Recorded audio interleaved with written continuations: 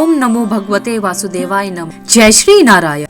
इस वीडियो में हम बृहस्पतिवार की व्रत कथा सुनेंगे और जानेंगे कि बृहस्पतिवार की पूजा विधि क्या है और इस व्रत को रखने से क्या लाभ होते हैं। गुरुवार व्रत करने से बृहस्पति देवता प्रसन्न होते हैं। यह व्रत अत्यंत फलदायी है।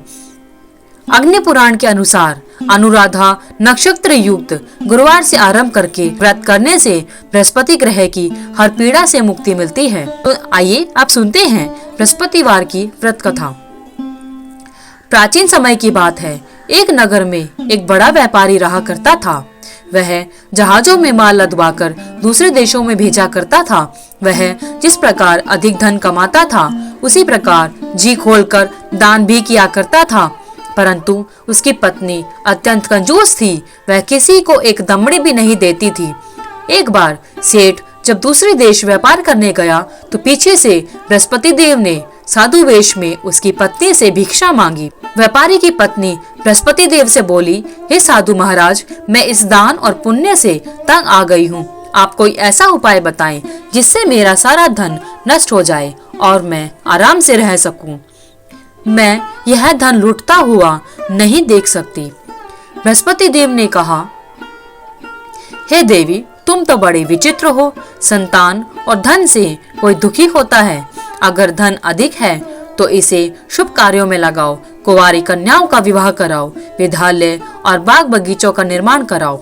ऐसे पुण्य कार्य करने से तुम्हारा लोक और परलोक सार्थक हो सकता है। परंतु साधु की इस बातों से व्यापारी की पत्नी को खुशी नहीं हुई। उसने कहा, मुझे ऐसी धन की आवश्यकता नहीं है जिसे मैं दान दूं।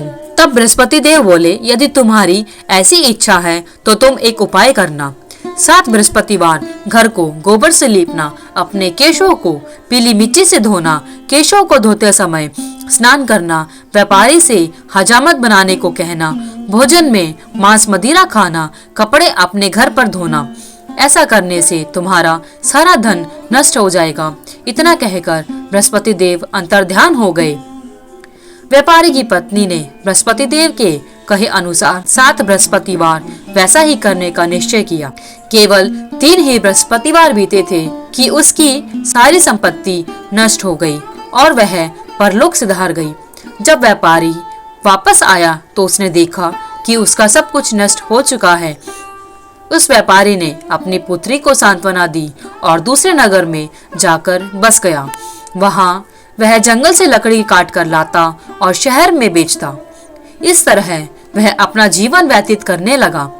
एक दिन उसकी पुत्री ने दही खाने की इच्छा प्रकट की, लेकिन व्यापारी के पास दही खरीदने के पैसे नहीं थे। वह अपनी पुत्री को आश्वासन देकर जंगल में लकड़ी काटने चला गया। वहां एक वृक्ष के नीचे बैठकर अपनी पूर्व दशा पर विचार करके रोने लगा। उस दिन बृहस्पतिवार था। तभी वहां बृहस्पति देव साधु के रूप में सेठ के पास आए और बोले, हे मनुष्य, तू इस जंगल में किस चिंता में बैठा है। तब व्यापारी बोला, हे महाराज, आप सब कुछ जानते हैं। इतना कहकर व्यापारी अपनी कहानी सुनाकर रो पड़ा।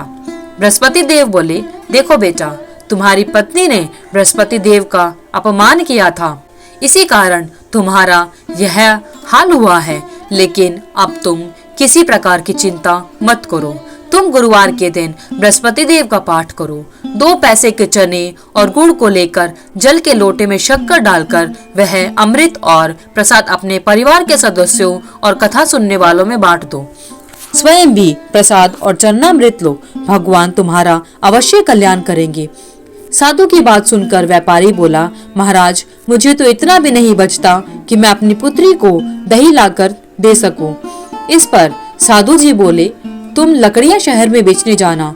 तुम्हें लकड़ियों के दाम पहले से चौगुना मिलेंगे, जिससे तुम्हारे सारे कार्य सिद्ध हो जाएंगे।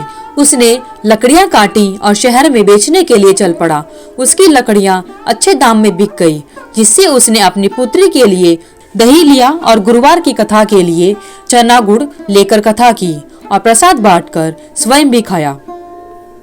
उसी दिन से उसकी सभी कठिनाइयां दूर होने लगी।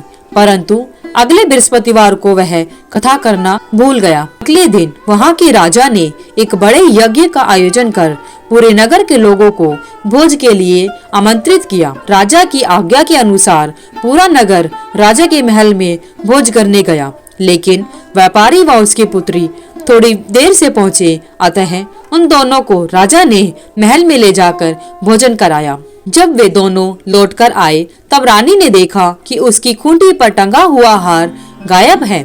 रानी को व्यापारी और उसकी पुत्री पर संदेह हुआ कि उसका हार उन दोनों ने ही चुराया है। राजा की आज्ञा से उन दोनों को कारावास की कोठरी में कैद कर दिया गया।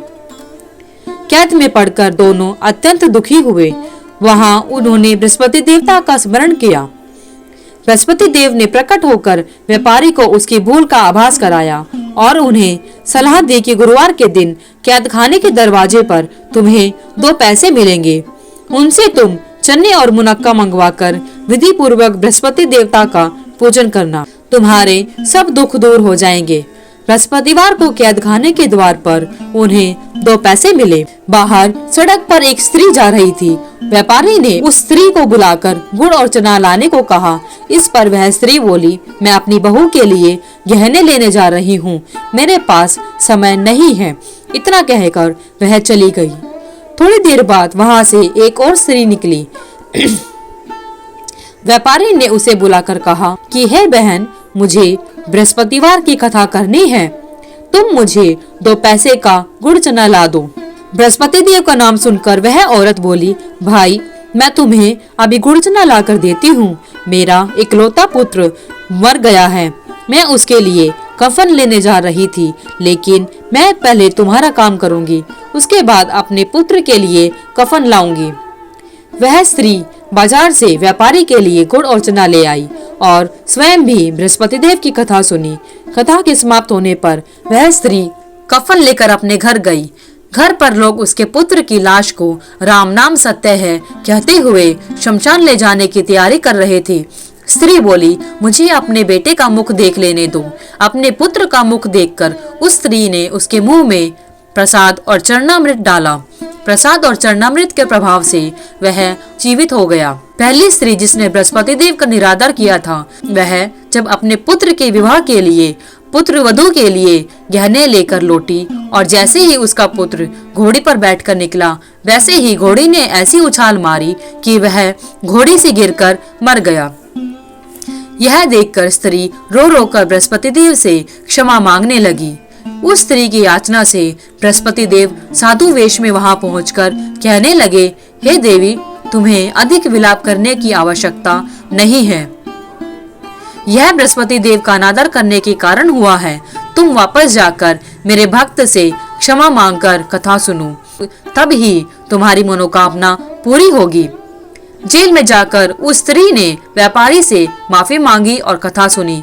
कथा के बाद वह प्रसाद और चरणामृत लेकर अपने घर को वापस आई। घर आकर उसने चरणामृत अपने मृत पुत्र के मुंह में डाला। चरणामृत के प्रभाव से उसका पुत्र भी जीवित हो उठा।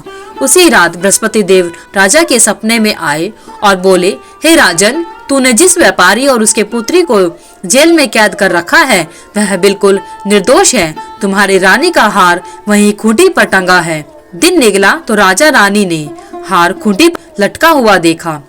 राजा ने उस व्यापारी और उसकी पुत्री को रिहा कर दिया और उन्हें आधा राज्य देकर उसकी पुत्री का विवाह उच्च कुल में करवा दिया और दहेज में हीरे जवाहरात दिए। हे बृहस्पति देव, हे भगवान विष्णु, जिस प्रकार आपने उस व्यापारी और उसकी पुत्री पर अपनी कृपा बनाई, उसी प्रकार बृहस्पतिवार का व्रत करने वाले और बृहस्पतिवार की कथा को सुनने और कहने वाले सभी पर अपनी कृपा बनाए रखना। जय बृहस्पति देव। अगर आपको ये वीडियो अच्छी लगी तो वीडियो को लाइक करें, शेयर करें, चैनल को सब्सक्राइब करना ना भूलें। धन्यवाद।